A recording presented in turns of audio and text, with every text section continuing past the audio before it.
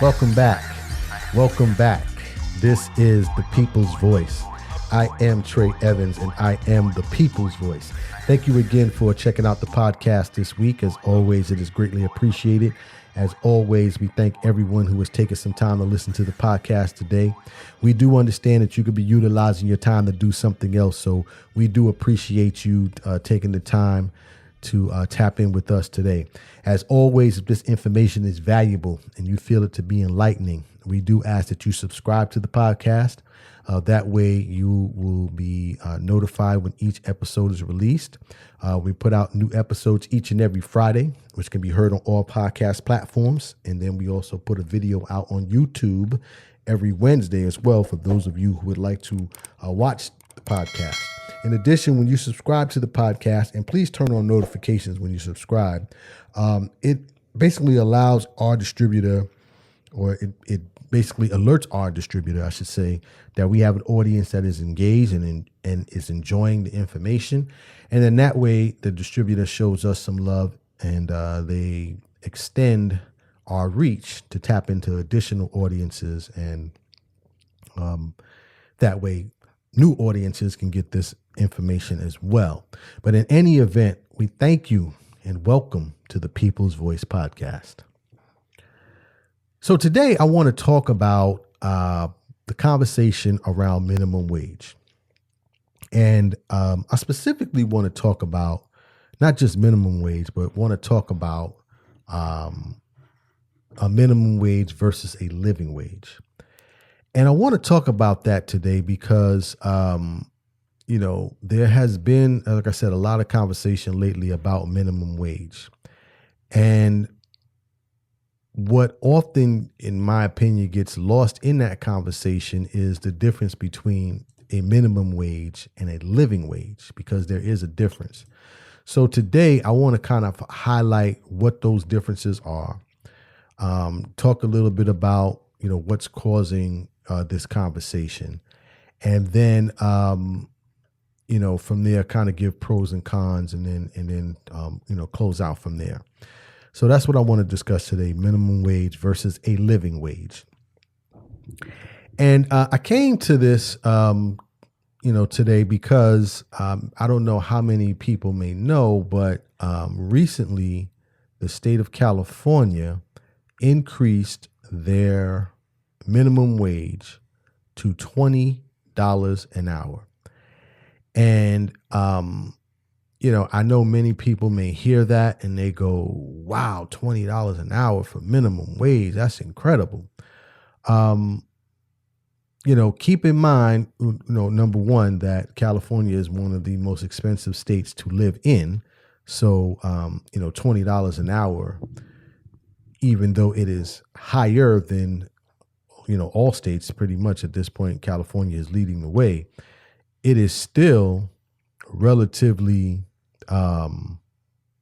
low in terms of required living wage to live in California. And I'll kind of talk about what those differences are, and kind of talk about a little bit what's needed to live in California in terms of a wage. So that's number one. Even though there has been an increase, it's still not enough to live on in California, at least, from that standpoint of a living wage.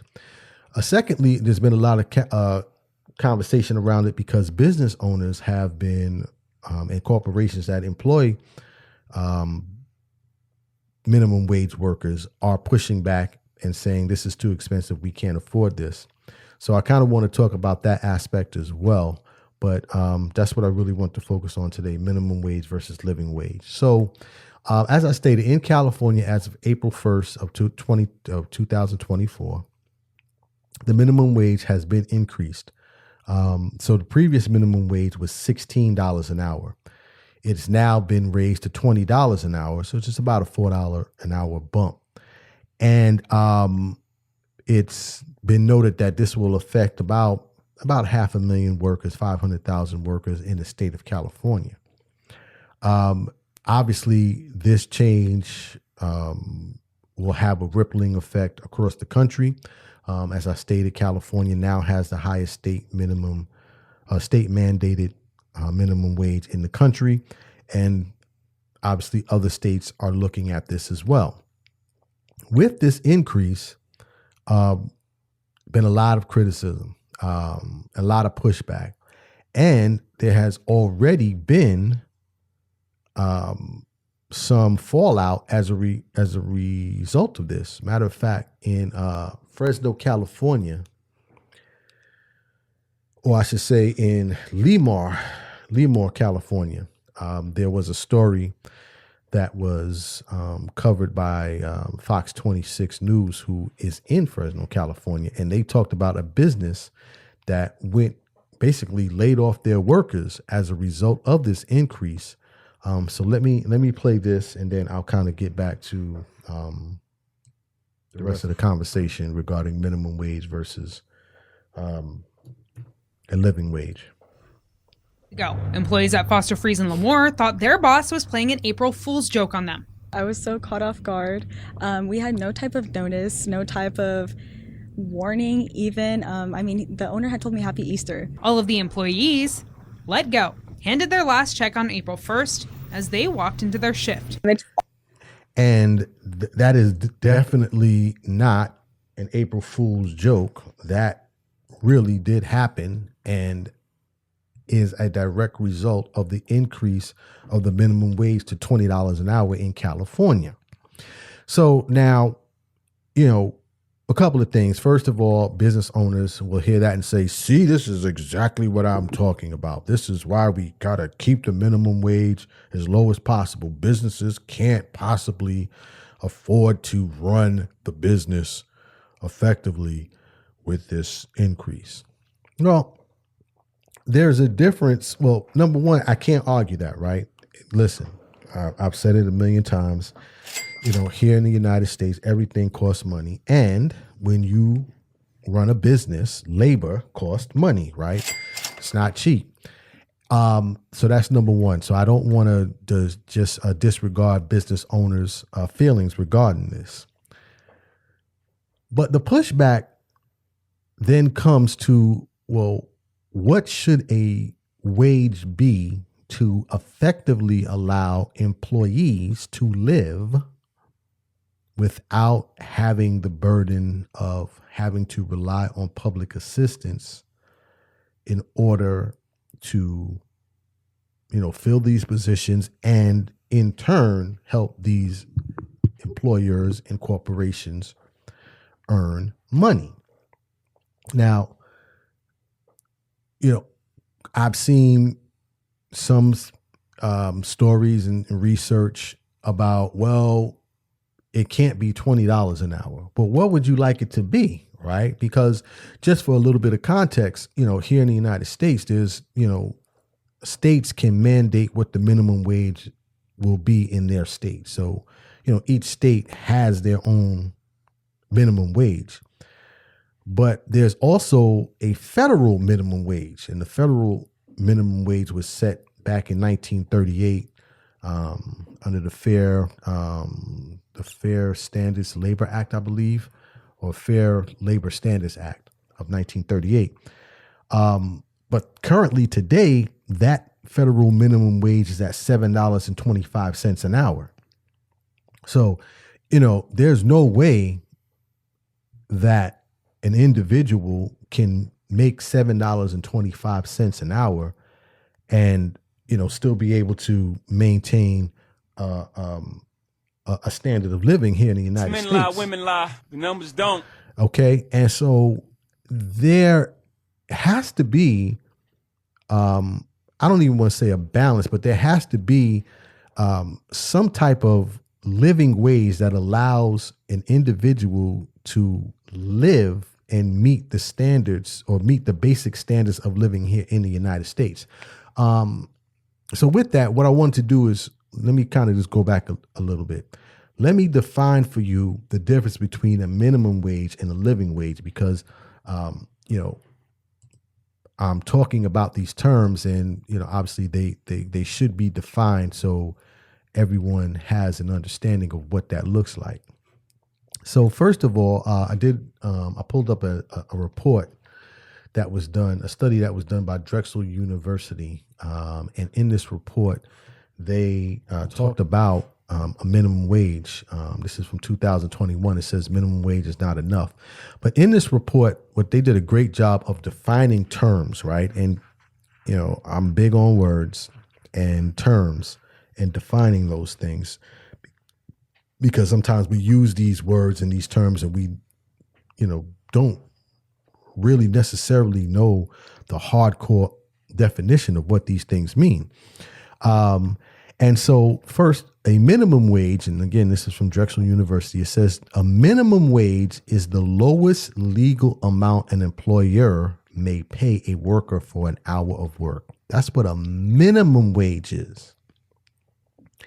A living wage is it says a measure of basic needs that draws on geographically specific data related to a family's likely minimum cost for basic necessities such as food, child care, health insurance, housing, transportation, clothing, and personal care items.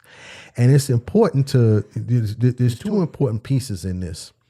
Number one, in a living wage, it says that it draws on geographically specific data, right? So that means that a minimum wage of $7.25, right, which is set at the federal minimum wage, wouldn't be able to support an individual living in California, because a living wage, okay, is a measure of basic needs that draws on geographically specific data. That means that it looks at the cost of living in a specific area. And then from that, you can determine what a living wage is. And then, of course, a minimum wage is just the lowest legal amount an employer may pay a worker for an hour of work.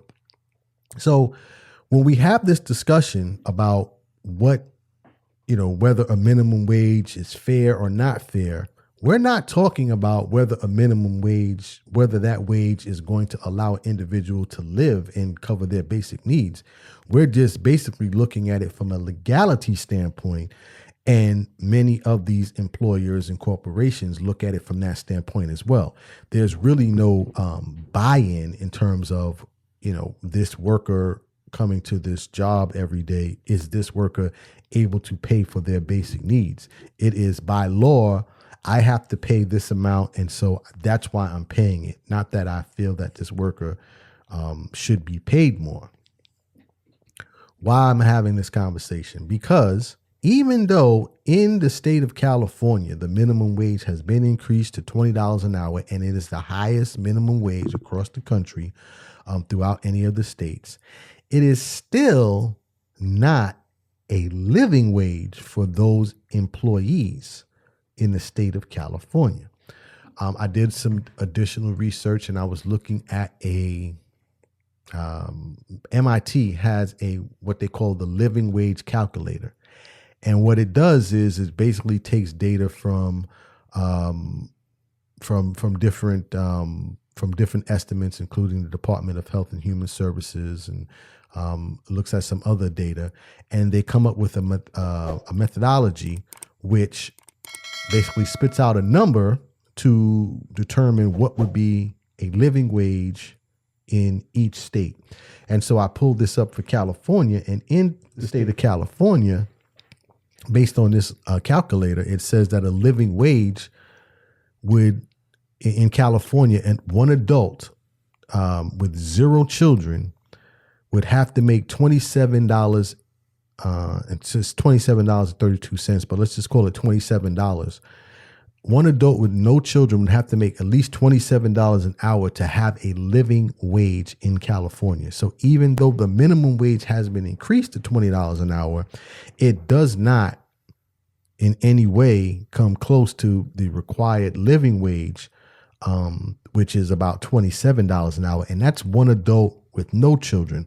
One adult with one child, based on this calculator, they're saying that adult should be making at least $47, almost $48 an hour in order to take care of the parent and of the child. And again, when we're talking about this wage, a living wage is a wage that has to cover minimum costs for basic necessities such as food, childcare, health, insurance, and housing, clothing. So now when this doesn't happen, what ends up happening is that you have many minimum wage workers, and I've talked about this before in terms of the working poor, end up going to these jobs, making a minimum wage, and in addition have to be on public assistance to kind of make up the difference between what they're being paid and what is needed to cover their basic cost. Another point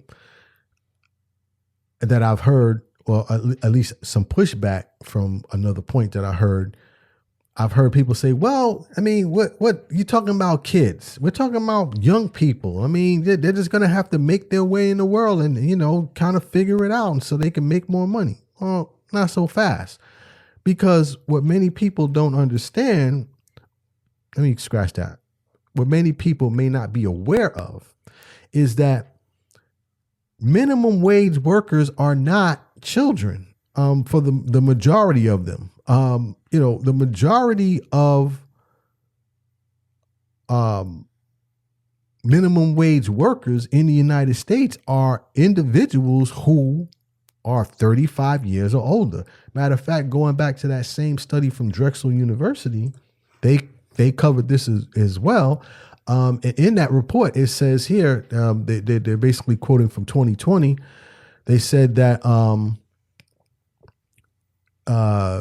and they speak about it right here. The most common misconception about minimum wage workers is that they are primarily teenagers working summer or high school jobs. It says, however, in reality, teens 16 and 19 only make up about 10% of workers making minimum wage or less. Almost half of frontline retail workers, these are people that work in fast food restaurants and other retail establishments, are 35 years or older. So this minimum wage does not cover the needs of adults, and in many cases, adults that have families. In addition, in terms of some of the pushback, what will occur and what has occurred is that you've had an increase in the product or the service, or you will have an increase in the product or service that is being offered to consumers because of this minimum wage, which can't be denied, right? Again, everything in America costs money. So we're not denying that part. My pushback and what I'm trying to get across here is that there has to be further examination on whether or not, there needs to be further push on eliminating the minimum wage, right? And focusing more on a living wage. Because as an employer, how do you expect your employees to even get to your establishment if they are not making enough to cover the basic needs that are required for them to live, right? This, in my opinion, paying a living wage is a benefit to an employer as well, because employers are constantly focused not on just pay rates, but also the cost of hiring, the cost of retaining employees, and of course, the cost associated with turnover of those employees. So I believe that paying a living wage to employees, I think will be a benefit. Yes, it will be additional costs to the consumers. Don't get me wrong. Listen, in everything. Men lie, women lie, the numbers don't. So I'm not going to sit here and lie to you, but at the same time, I firmly believe that a living wage helps to increase the productivity of all employees, and I believe that it makes a better product and delivers a better service ultimately for employers and corporations who employ many of these current minimum wage workers.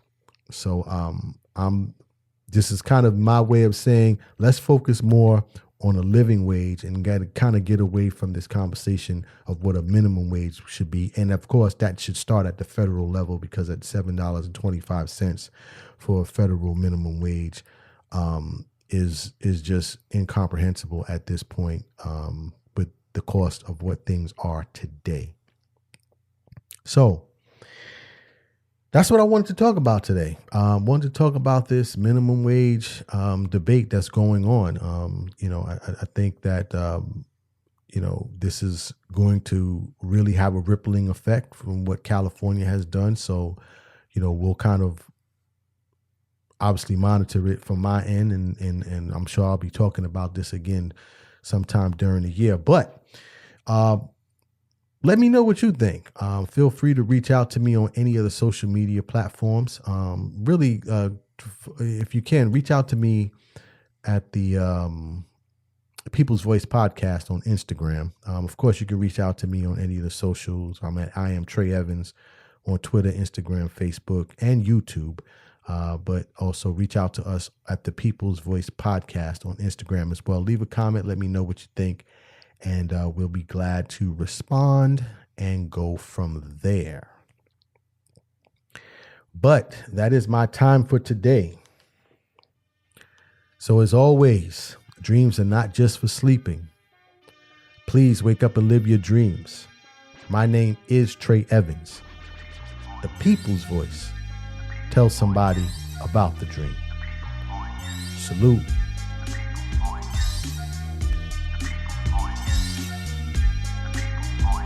I am